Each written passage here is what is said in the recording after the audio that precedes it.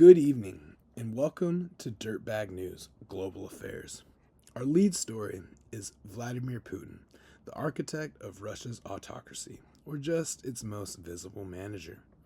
We're diving into Tony Wood's provocative book, Russia Without Putin, which argues that authoritarianism isn't a deviation from Russian politics, it's a core feature embedded in the nation's DNA.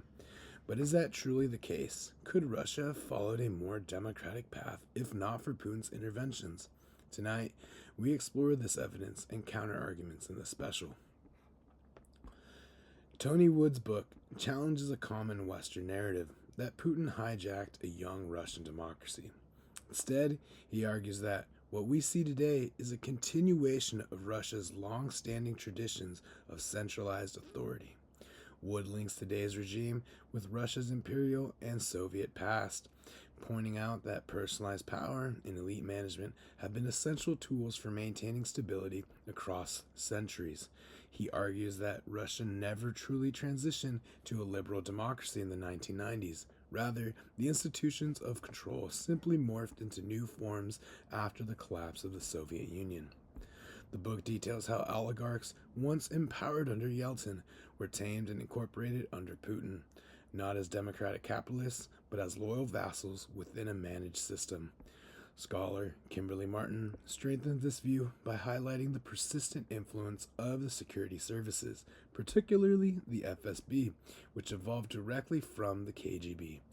These structures, Wood and Martin argue, reinforce an authoritarian model of governance, not rooted solely in Putin's decisions, but in deep institutional continuity. Lennart Maschmeyer furthers this argument through a study of modern hybrid warfare. From election meddling to disinformation campaigns, he shows that the tactics employed by the Russian state today are strategic updates of Cold War methods designed to reinforce the power of the state both at home and abroad. But critiques of Wood's thesis argue that he underestimates the degree to which Putin redirected Russia away from a more open future.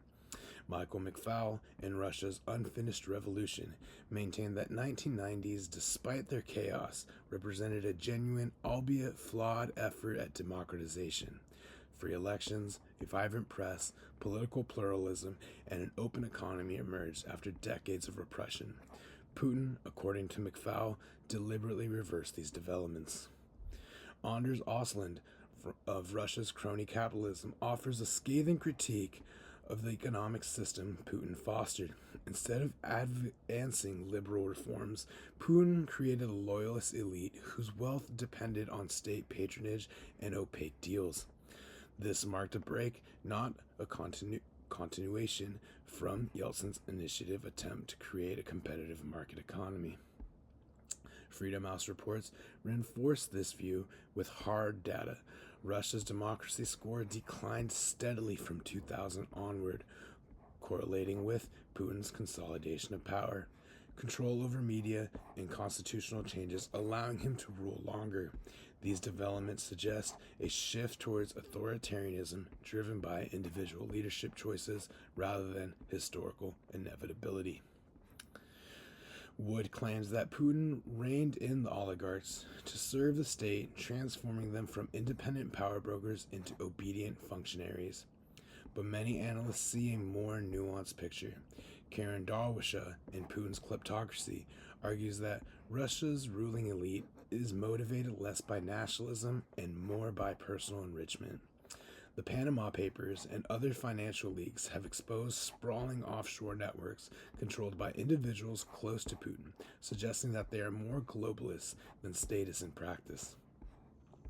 Thomas Graham from the Council of Foreign Relations notes that many oligarchs maintain assets abroad, educate their children in the West, and rely on international financial systems. These behaviors don't fit the image of isolated economic nationalism. Instead, they indicate a regime that talked the language of sovereignty while privately enriching its elites in global capitalism. This duality challenges Wood's portrayal of a purely inward-looking autocratic regime. Wood downplays public dissent in his efforts to emphasize systemic continuity, but Russia has never been without protests, even under tight control. Tamila Lankina, in her Ponar's Eurasia memo, outlines how Russians mobilize around issues like corruption, environmental degradation, and electoral fraud. These are not isolation incidents, but reoccurring signs of grassroots resistance. Saigenkov also acknowledges the persistence of protests in Chapter 12 of The Strong State in Russia, especially when socioeconomic grievances build. Consider the Khimki Forest protests, Navalny's anti-corruption campaigns, and demonstrations following the 2011 parliamentary elections. Each disrupted the image of a passive, obedient society.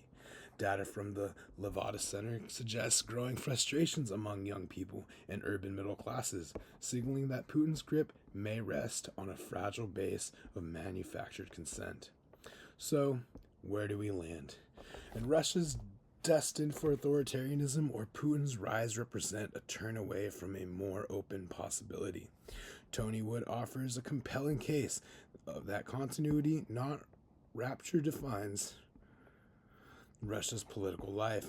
But McFaul, Åslund, Dawisha, and others warn that this view risks downplaying the real moments of democratic potential and the conscious decision that extinguished them.